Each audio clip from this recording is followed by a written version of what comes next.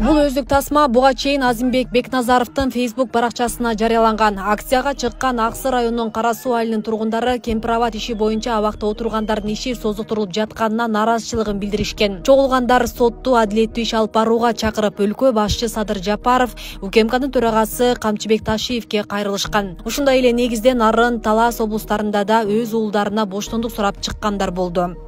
Boştonlukka çıkarın yürekten. Niçin 1,5 yıldan beri kamap oturak da? Boşal için büyülük ökülleri, uşunu realliğe kadar kırıp açık sotkunu kendinin altında şu künez olsa boyuna koygula künezi yapmasa boştonlukka çıkarış gerek. Bizim talavuşu. Çıkarış gerek.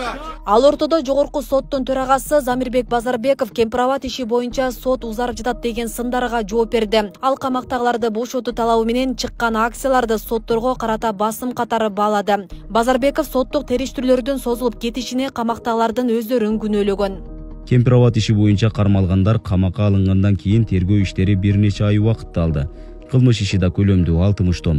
Иш сотко өткөн соң ал карала баштады. Бирок бир күнү камактагы бирөөсүнүн адвокаты келбей калат. Башка күнү камактагылардын арасынан бирөөсү ооруп калат. Же атайлап адвокатын жибербей коет. Же сотто биздей баатырлардан тукум алып калгыла деген сыяктуу шоо кылышат. Маалыматка ылайык айыпкерлердин жана алардын жактоочуларынын өтүнүштөрү боюнча ишти кароо 20 жолу кийинкиге жылдырылыптыр. Бул расмий факт. Мыйзамдарда каралган атайын процедуралык ченемдер бар. Ошолордун талабына ылайык соттор отурумду улам кийинкисине жылдырууга аргасыз болушары кошумчаланган. Мисалы бирөөсүнүн адвокаты ооруп калса, сот ишти карай берем десе, ага башкалары эч качан макул болбойт. Эмнеге мынтип өздөрү создуктуруп жатышат, биз үчүн да түшүнүксүз.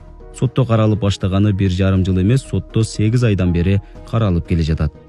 Мамлекеттик бийликти кулатууга, төңкөрүш жасоого айыпталып кармалгандарга сот органдары туура эмес чечим чыгара албайт. Мындайга коомчулуктагы жол бербейт. Эл оозунда кемпир-абад иши деп аталып калган бул кылмыш ишине шектелгендерге угузулган айыптары оор жана өзгөчө оор кылмыштардын тобуна кирүүдө. Бул жерде мамлекеттин тагдыры жөнүндө сөз кетип жатат. Сот адилеттүү өзүнүн баасын берүүгө тийиштиги айтылууда. Биздин мамлекетибиз бул демократиялык мамлекет, укуктук мамлекет, унитардык мамлекет, социалдык мамлекет болуп эсептелет. Ошондуктан биздин мамлекет муну мындай тез туура эмес чечип коюуга, ошонго туура эмес баа берүүгө коомчулук жол бербейт. Мамлекет ага да барбайт. Ошондуктан кичине сабыр кылып, муну сот чечимдерин чыкканга чейин күтүшкө туура келет. Ага күтпөй эле анан ар ким өз арганда ойду айта берсе ой көп. Ар ким ар кандай шултоону таап айтат. Ар кандай көз караштагы адамдар бар, ар кандай пикирдеги адамдар бар.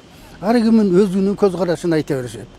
Мамлекеттик деңгээлге келгенде бул мамлекеттин тагдыры жөнүндө сөз болуп аткандан кийин муну этияттык мамиле кылышыбыз керек. Ал тапта кемпир-абад иши боюнча шек сыналып абакта жаткандар жогорку соттун төрагасы Замирбек Базарбековдун маегине комментарий беришти. 13 мартта Бишкектин 1-май райондук сотунда алар Замирбек Базарбековдун соттук териштүүлөрдүн создугуп кетишине камактагылардын өздөрү күнөөлүү экени жана абактагыларды үй камагына чыгарууга байланыштуу пикирин сынга алышты. Бирок алар соттук териштирүүнүн создугуп жатканына өздөрү күнөөлүү экенин четке каккан эмес. Болгону биз Бектур Асановдай болуп ооруп калсак гана чыгарасыңарбы деген доомат коюшкан.